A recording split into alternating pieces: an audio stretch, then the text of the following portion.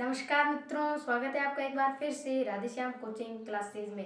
तो आज हम पढ़ेंगे केमिकल काइनेटिक्स का लेक्चर नंबर 6। उसके अंदर हम पढ़ेंगे शून्य कोटि की अभिक्रियाएं, जीरो ऑर्डर रिएक्शन। तो सबसे पहले देखते हैं होती क्या है जीरो ऑर्डर रिएक्शन। तो वे रिएक्शन जिनका वेग अभिक्रिया वेग समीकरण में प्रयुक्त सांद्रता पदों की शून्य घात के समानुपाती होता है। इसका मतलब ये कि जो अपना वेग समीकरण था आर बराबर यानी कि आर समानुपाती कोई भी रिएक्शन दी तो ए की पावर एक्स बी की पावर वाई। तो देखो इसमें क्या है, उस अभिक्रिया का वेग अभिक्रिया वेग समीकरण में प्रयुक्त सांद्रता पद यानी ए और बी क्या है, सांद्रता पद है, पदों की शून्य घात के समानुपाती होता है। यानी कि जो ये एक्स और वाई जो घात लगाई है वो शून्य होनी चाहिए, शून्य घात के समानुपाती होता है। तो इसका मतलब आर समानुपाती ए की पावर 0 बी की पावर 0। तो क्या हो जाएगा, आर समानुपाती जब हम चिन्ह हटाते हैं तो हमारा कांस्टेंट आता है अभिक्रिया वेग नियतांक का कांस्टेंट आता है के, और यहाँ हो जाएगा ए की पावर 0 और बी की पावर 0। हमें पता है आर बराबर हो जाएगा के। देखो ए की पावर 0 बी की पावर 0 1 होता है, किसी की पावर 0 1, तो आर बराबर हो जाता है के। यानी कि यहाँ पर अभिक्रिया का जो वेग है वो जो अभिक्रिया का वेग नियतांक है उसके बराबर होता है। यानी कि जो अभिक्रिया का वेग है वो सांद्रता पर निर्भर नहीं करता, क्योंकि सांद्रता पदों की घात क्या है, शून्य, निर्भर नहीं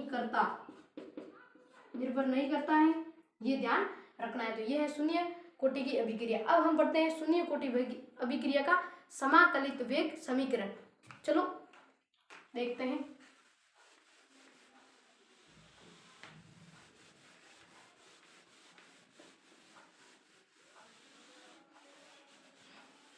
तो देखो हमें पता है कि शून्य कोटि अभिक्रिया में क्या होता है, आर बराबर के ए की पावर 0 बी की पावर 0। ये होता है शून्य कोटि अभिक्रिया में, शून्य घात के समानुपाती होता है वेग। ठीक है, अब इसका हम पढ़ते हैं समाकलित वेग समीकरण। तो सबसे पहले हम एक रिएक्शन लेते हैं, ए गिव्स एक्स। ठीक है, यहाँ पर ए क्या है, अभिकारक है, और एक्स क्या है, उत्पाद है। अब देखो हमें पता है अभिकारकों की सांद्रता निरंतर घटती है, उत्पाद की सांद्रता निरंतर बढ़ती है। तो हमने पहले देखा था कि अभिक्रिया का जो वेग है वो हम स्टोइकियोमेट्रिक संबंध से लिखते थे। तो उसमें किस प्रकार लिखते थे कि जब हमें उत्पाद का लिखना होता था वेग, तो आर बराबर क्या लिखते थे हम, प्लस 1/1, आगे 1 है, एक्स के आगे स्टोइकियोमेट्रिक 1 है, तो 1/1 dx/dt ये लिखते थे, ऐसे लिखते थे ना वेग। तो ये हो गया dx/dt। अब हमें पता है एक हम आर वेग नियम से भी तो लिख सकते हैं ना। वेग नियम में क्या कहता है, आर बराबर क्या होता है, के होता है, के। ठीक है ना, ए की पावर 0 हो गई, बी की पावर 0 यानी कि 1, तो आर बराबर के। अब दोनों क्या है, वेग का है, दोनों ही वेग के समीकरण, तो दोनों को बराबर कर सकते हैं। तो ये हो जाएगा dx/dt बराबर के। देखो ये भी समीकरण 1, ये 2, ये भी आर है, ये भी आर है, इन दोनों को हम बराबर कर सकते हैं, इसमें कोई दो राय नहीं। तो देखो dx/dt बराबर के। तो यहाँ से हम कर सकते हैं dx बराबर के dt। जब हम इसका करते हैं इंटीग्रेशन तब हमें प्राप्त होता है x बराबर के बार आ जाएगा इंटीग्रेशन ऑफ dt। तो ये हो जाएगा x बराबर के टी। ठीक है ना, dx का इंटीग्रेशन x होता है, dt का इंटीग्रेशन t होता है। ये तो आपको पता है, बेसिक आपने पढ़ा होगा 11th में। तो हमारे पास क्या आ गया, x बराबर के टी। तो ये क्या है अपना समाकलित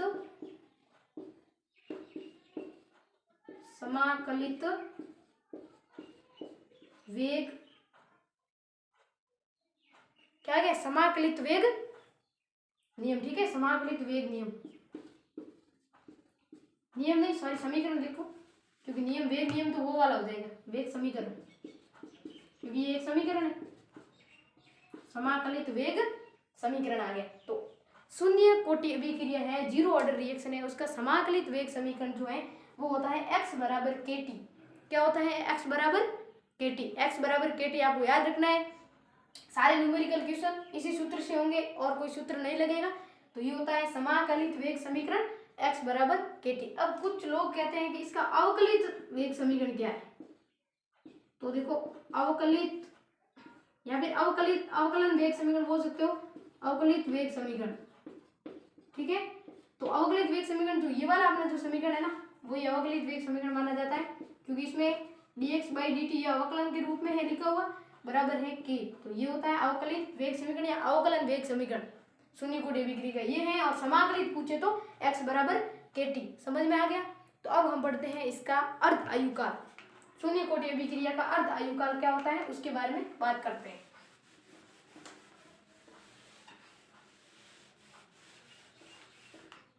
देखो अर्ध आयुकाल क्या होता है। अर्ध आयुकाल, देखो किसी भी अभिक्रिया का अर्ध आयुकाल वह समय होता है जिसमें अभिकारकों की आधी सांद्रता उत्पाद में परिवर्तित हो जाती है। यानी कि अभिकारक जो है उसकी आधी सांद्रता उत्पाद में चेंज होता है, यानी कि उत्पाद है वो आधा बन जाए। 100% अभिकारक है, 50% उत्पाद बन जाए, 50% अभिकारक शेष रह जाए, यानी कि आधा उत्पाद जब तक बनने में जितना समय लगता है वही होता है अभिक्रिया का अर्ध आयुकाल। यहाँ पे बोल सकते हो अभिकारकों की आधी सांद्रता उत्पाद में परिवर्तित होने में लगा समय ही अभिक्रिया का अर्ध आयुकाल कहलाता है। ठीक है ना। तो अर्ध आयुकाल इस अभिक्रिया का क्या होगा वो अभी हम निकालेंगे। देखो हमने वेग समीकरण लिखा है x बराबर समाकलित वेग समीकरण इंटीग्रेटेड रेट समीकरण को क्या बोलते हैं इंग्लिश में। ठीक है, तो x बराबर kt ये है अपना समाकलित वेग समीकरण। ठीक है, तो अब अर्ध आयुकाल निकालेंगे। तो उसमें देखो अर्ध आयुकाल में क्या आधी सांद्रता उत्पाद में परिवर्तित हो जाए। तो अपनी रिएक्शन थी A गिव्स x, तो हम मानते हैं कि t बराबर 0 पर A की सांद्रता स्मॉल a थी और t बराबर t पर तो उत्पाद अपना 0 था।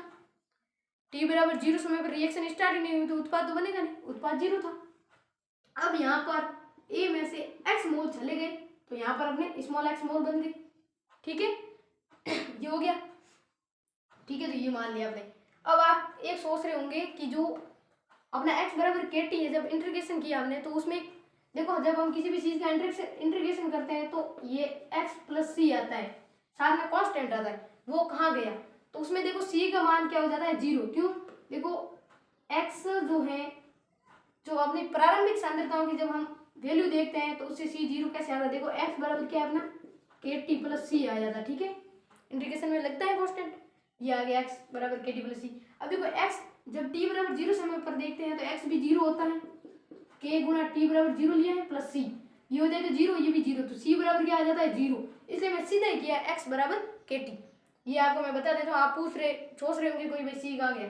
ठीक है, तो हम यहाँ बात कर रहे थे अर्ध आयुकाल की। तो देखो यहाँ पर a माइनस एक्स यानी x जो है वो क्या है, यहाँ पर देखो आधी सांद्रता उत्पाद में परिवर्तित होती है, यानी कि जो प्रारंभिक a थी तो x क्या है a/2, x क्या है a/2 है ना, a/2 जाएंगे तो उधर बनेंगे कितने a/2 ही तो बनेंगे। समझ में आया ना, a/2 मोल आधी सांद्रता उधर जाएगी t बराबर t, यानी कि t हाफ पर ले रहे हैं हम तो a/2 गए, इधर a/2 बनेंगे। ठीक है, तो अब देखो हम x बराबर kt से इसका अर्ध आयुकाल कैसे निकालते हैं। x बराबर kt, अब यहाँ पर x क्या है उत्पाद की सांद्रता और t क्या है, अपन यहाँ t हाफ लिखेंगे, अर्ध आयुकाल क्या करना। अब उत्पाद की सांद्रता क्या होगी अर्ध आयुकाल में, उत्पाद आधा बन चुका होगा, यानी आधा कब जो a है देखो उत्पाद कितना बन रहा है t हाफ पर a/2, यहाँ पर देखो t हाफ पर उत्पाद की सांद्रता a/2 है, बराबर हो जाएगा k t हाफ। जब हम t हाफ निकालेंगे तो ये आ जाएगा a/2k। समझ में आया। तो कुल मिला के ये आ गया t हाफ बराबर a/2k, यानी कि जो t हाफ है वो अभिक्रिया के प्रारंभिक सांद्रता पर निर्भर करता है, प्रारंभिक सांद्रता पर निर्भर करता है। ठीक है, जो t हाफ होता है अभिक्रिया का a/2k वो प्रारंभिक सांद्रता पर निर्भर करता है, क्योंकि जो a है अपनी वो क्या है प्रारंभिक सांद्रता। तो ये आप नोट कर लीजिए। तो अब हम देखते हैं शून्य कोटि अभिक्रिया का ग्राफ। तो देखो सबसे पहले हमने पढ़ा वेग समाकलित वेग समीकरण, समीकरण को इंग्लिश में इक्वेशन बोलते हैं x बराबर kt। ठीक है, ये पढ़ा। इसको हम क्या लिख सकते हैं सरल रेखा का एक समीकरण होता है y बराबर mx प्लस c। ठीक है, तो यहाँ पर y की जगह क्या है अपना x है, और m की जगह k है, और x की जगह t है, और c की जगह कुछ नहीं यानी प्लस 0 करके c बराबर 0 है। अब हमें पता है जो ग्राफ बनेगा वो बनता है y व x के मध्य। ठीक है ना, सरल रेखा के समीकरण के अनुसार ग्राफ बनता है y और x के मध्य। तो यहाँ पर y क्या है, x ही है यहाँ पर, और x क्या है, t है। तो जो अपना ग्राफ बनेगा वो x और t के मध्य बनेगा। ठीक है ना, तो यहाँ लिख देते हैं t, यहाँ लिख देते हैं x। x क्या है, उत्पाद की कंसंट्रेशन है, सांद्रता है। ठीक है ना, उत्पाद की सांद्रता है x, हमें पता है। तो देखो इसकी जो ढाल है m बराबर होता है ढाल, m बराबर ढाल जो कि होती है tan थीटा, बोलते हैं ढाल को tan थीटा से व्यक्त करते हैं, tan थीटा बराबर है k। ठीक है, यानी कि ढाल है अपनी पॉजिटिव, तो ग्राफ बनेगा कुछ इस तरह से, ये वाला।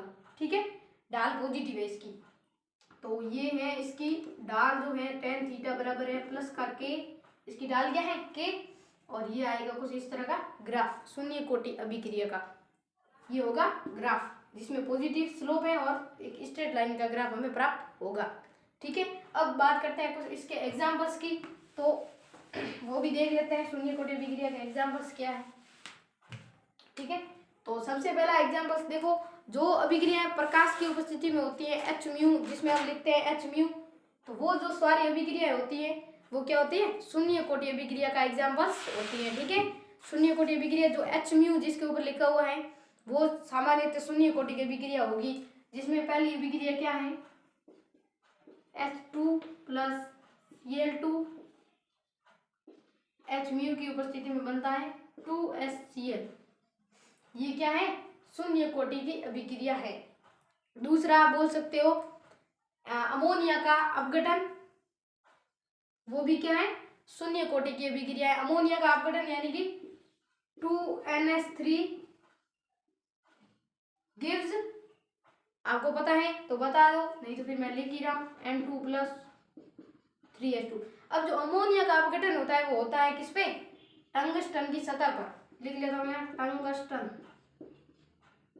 टंगस्टन की सतह पर अमोनिया का जो अपघटन है वो भी शून्य कोटि की अभिक्रिया है, यानी कि इसमें जो अभिक्रिया का वेग है वो उनकी सांद्रता, अभिकार कणों की सांद्रता पर डिपेंड नहीं करता है। तो ये दो उदाहरण है इसके, मोस्ट ऑफ यही है, ज़्यादा है नहीं।